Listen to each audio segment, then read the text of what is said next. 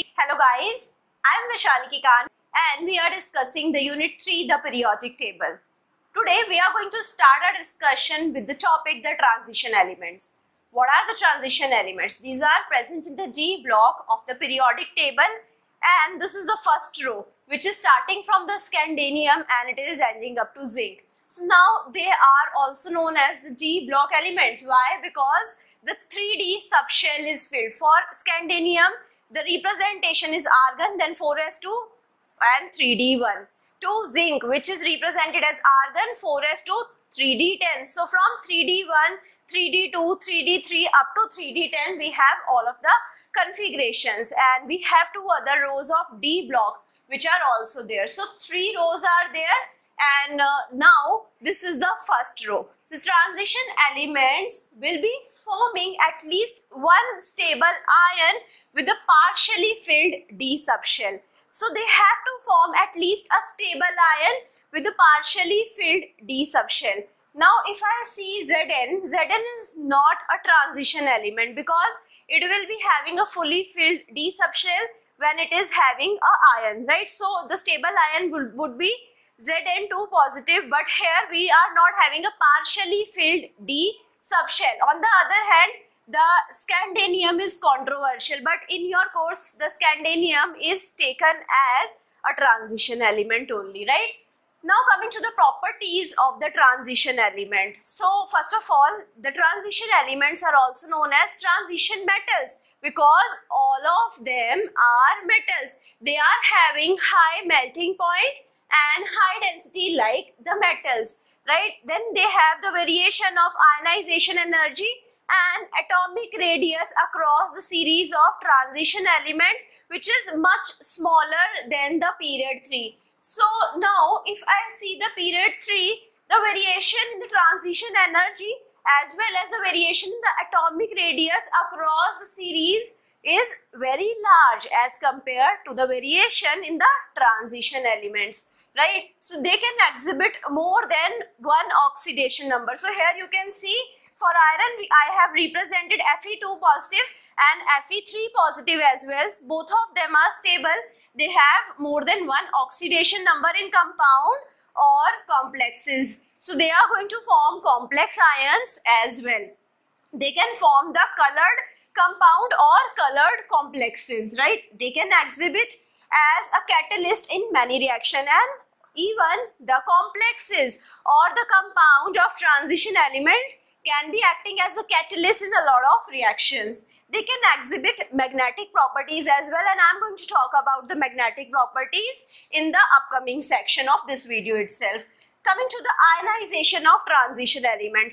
What does the ionization means? The removal of electrons, right? So the formation of positive ions would be there. We are always and always removing electrons. Transition elements will never be forming the negative ions, right? So here you can see we have the 4s and the 3d subshells, right? So you can see 4s and 3d subshells are there for all of the transition element, but now the 4s subshell is having the electrons which are removed earlier than the removal of the 3d electrons, right? So you can see we have Cr. Here we have the representation argon 4s1 3d5. So it has two ions, Cr2 positive, Cr3 positive. For Cr2 positive, we will be removing the 4s electron first, then 3d electron. So we will be having Ar3d4. For the Cr3 positive, we will be having Ar3d3. For manganese, we have Ar4s2 3d5. We have Mn2 positive. Now we have to remove the 4s electron, so it will be having Mn2 positive will be having Ar3d5. Again we have iron, which is Ar4s2 3d6. So we have Fe2 positive and Fe3 positive. For Fe2 positive we have the removal of 2 electrons from 4s, so Ar3d6. And for Fe3 positive we have the removal of 2 electrons from 4s and 1 electron from 3d, so we have Ar3d5.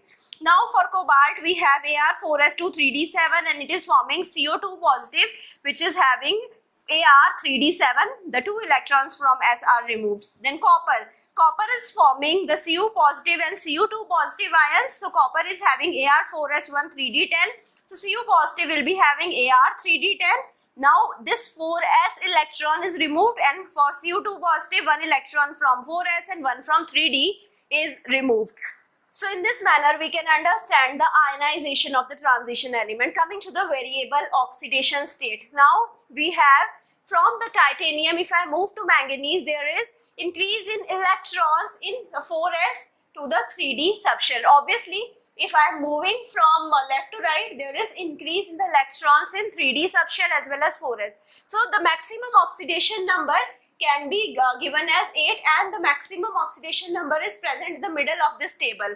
Now if I see the transition metals, all transition metal will be having oxidation number +2 mostly. Why mostly the +2 oxidation number is there? The +2 oxidation state is more common. Why it is there? It is there because the +2 is coming from the 2 electrons which are present in the 4s subshell. The 2 electrons in the 4s subshell can be removed easily, and it is going to give me the oxidation number +2. If I have more than one oxidation number, now why it is happening so?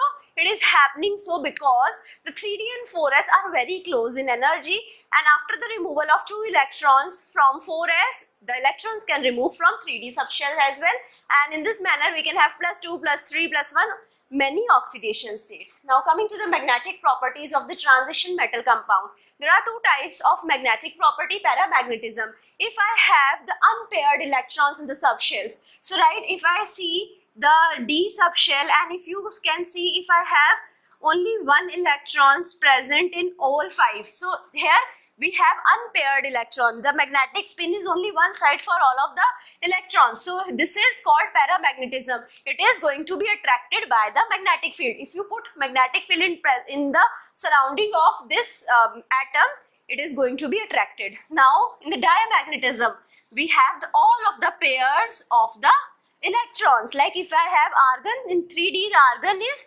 3d10, so all of them are in pairs. So now it is going to be repelled slightly by the magnetic field, and this is called diamagnetism. Now coming to the complex ion. Complex ion are formed with the help of ligands, which are also known as Lewis base. Now central metal ions which are surrounded by ligands is called the complex, right? So we should know what is a ligand.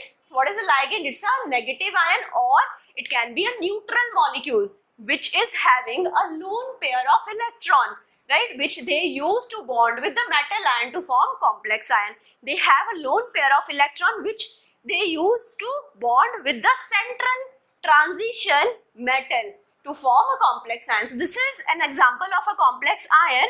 Now the bonding is happening with the help of coordinate covalent bond, which is also known as the dative bond, which is formed between the ligands and the transition metal ion. Right, this is the example FeH2O6 2 positive, which is also known as hexaaqua iron 2 ion, right? So now here we have 6H2O. So this is H2O, this is H2O. Again we have 6H2O which are connected with the iron with the coordinate covalent bond. In the H2O we have a lone pair of electron, and the charge on iron is 2 positive, right? So it is having the octahedral structure. Coming to the question. This question is platinum-2 can form a complex ion with 1 ammonia and 3 chloride ligands. What is the overall charge and formula of the complex ion? Right, so platinum-2 is having the charge 2 positive. We have to find out the overall charge to find out the overall formula. Right, so 1 ammonia will be having the neutral charge. Right, so it will be having the 0 charge. Ammonia is NH3, which is a neutral ligand. Ligand could be negative or neutral, so ammonia is a neutral ligand. Chloride we all know it's a negative ion, so it will be having 1 negative charge. So total charge, if I see, we have the platinum-2 which is having 2 positive charge, then ammonia which is having 0 charge, and then we have 3 chloride. So 3 into 1 negative, so 3 negative charge we have. So if I add all of them, we will be getting 1 negative. So the complex ion will be having the formula Pt NH3Cl3 with negative. So this is how we can solve the questions, and I hope you understood each one of the things. Thank you so much.